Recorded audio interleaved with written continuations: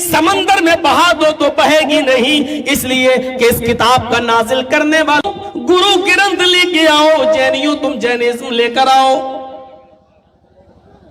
بدھسٹوں تم بدھزم لے کر آؤ، مسلمانوں تم قرآن لے کر آؤ۔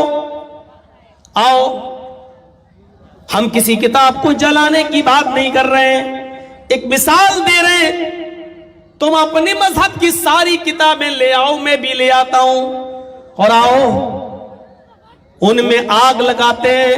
میں پھر کہہ رہا ہوں، میں جلانے کی بات نہیں کر رہا ہوں، لیکن حق کو پہچاننے کے لیے، سچائی کو پہچاننے کے لیے اور سچائی کا اعتراف کرنے کے لیے اگر دیکھنا چاہو کہ کوئی چیز حق وہ ہوتی ہے جو مٹانے کی بات بھی نہ مٹے، آؤ ایک بار ایسا کر کے دیکھ لو، ساری کتابوں میں آگ لگا دو، ساری کتابیں جلا دو، اس کے بعد دیکھتے ہیں کون سی کتاب باقی رہتی ہے، کون سی کتاب بچتی ہے۔ تورات کا نسخہ باقی نہیں، یہودی دوبارہ تورات نہیں لکھ سکتا،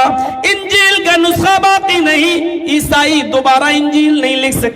ویدانت کا نسخہ موجود نہیں، ویدانت ہندو بھائی دوبارہ وید نہیں لکھ سکتے، اور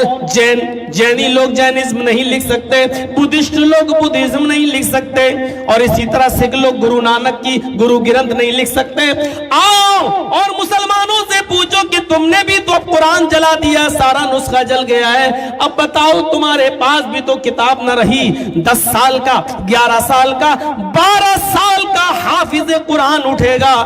سینے میں جس کے دل میں محفوظ ہے وہ اٹھے گا اور الحمدللہ کی الف سے شروع کرے گا، الف لام میم کے الف سے شروع کرے گا، والناس تک پڑھ ڈالے گا اور چیخ چیخ کر کہے گا یہ کتاب مٹنے والی نہیں ہے، جلاؤ تو جلے گی نہیں، سمندر میں بہا دو تو بہے گی نہیں، اس لیے کہ اس کتاب کا نازل کرنے والا انسان نہیں ہے، اس کتاب کو بنانے والا انسان نہیں ہے، اس کتاب کا رچیتا اور رچنا کار کوئی انسان نہیں ہے۔ وہ بچہ چیخ چیخ کر کہے گا اِنَّا نَحْنُ نَزَّلْنَا الذِّكْرَ وَإِنَّا لَهُ لَحَافِظُونَ، یہ قرآن تو اللہ کی طرف سے نازل کی ہوئی کتاب ہے اور اللہ نے وعدہ کیا اس کتاب کی حفاظت ہم ہی کریں گے،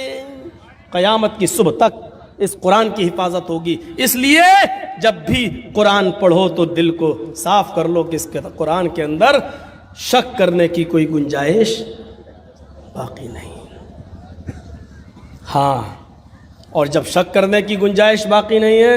تو سوچ لیجئے اس قرآن ہی میں سب ہدایت موجود ہے،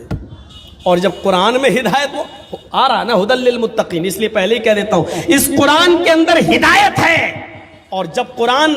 سب کے لیے ہدایت ہو پھر مسلمان ہی اس قرآن سے دور ہوں، یہ بڑے عجیب، یہ تعجب کی بات ہے۔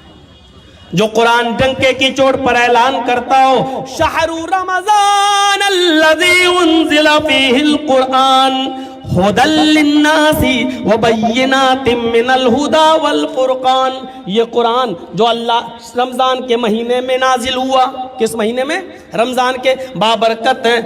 رمضان کا مہینہ، جس مہینے میں قرآن نازل کیا گیا ہے،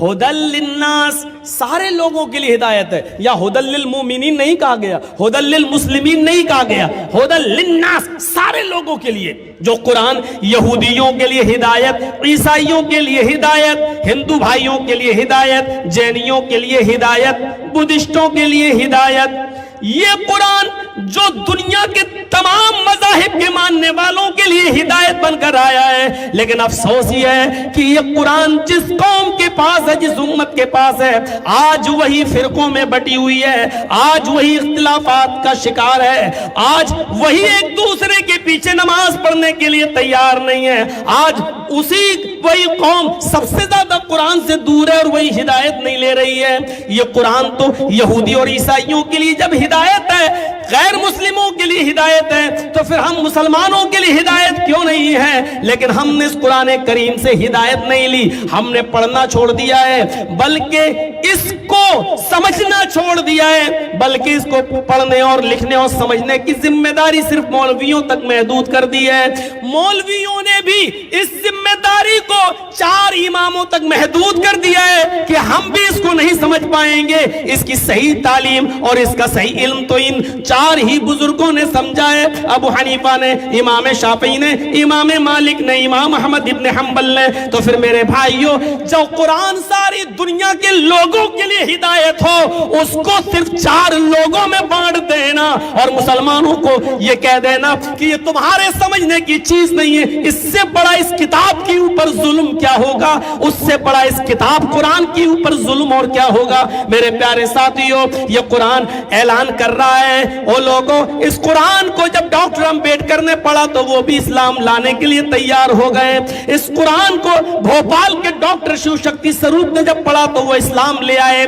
आज वो डॉक्टर शिव शक्ति स्वरूप का नाम इस्लामुल हक है, उनकी बीवी का नाम खदीजा है, उनकी बेटी का नाम आयशा है। बीवी भी MBBS डॉक्टर और उनकी बेटी भी MBBS डॉक्टर। भोपाल की सरजमीन पर अगर ये कुरान महदूद लोगों के समझने के लिए, फिर डॉक्टर शिव शक्ति स्वरूप कैसे समझ गए, डॉक्टर अंबेडकर की समझ में कैसे आ गया। महात्मा गांधी ने इस कुरान को पढ़ने के बाद सत्य और अहिंसा में ये कैसे कह दिया कि ओ लोगों, अगर देश में अमन चाहते हो, शांति चाहते हो, उन्नति चाहते हो, तरक्की चाहते हो, तो कुरान के कानून को देश में नाफिज कर दो, कुरान करीम की शिक्षा को देश में नाफिज कर दो। मेरे भाइयों, ये कुरान जो सबके समझने के लिए था, आज हमने उसको महदूद कर दिया है। इसलिए कुरान कहता है, अलिफ लाम मीम ज़ालिकल किताबु ला रैब फीह। ओ लोगों, ये किताब बिला शक व शुबा दुरुस्त है, इसके अंदर शक करने की कोई गुंजाइश नहीं है। पढ़ो तो दिल खोल के पढ़ो और ये सोच के पढ़ो कि इसका एक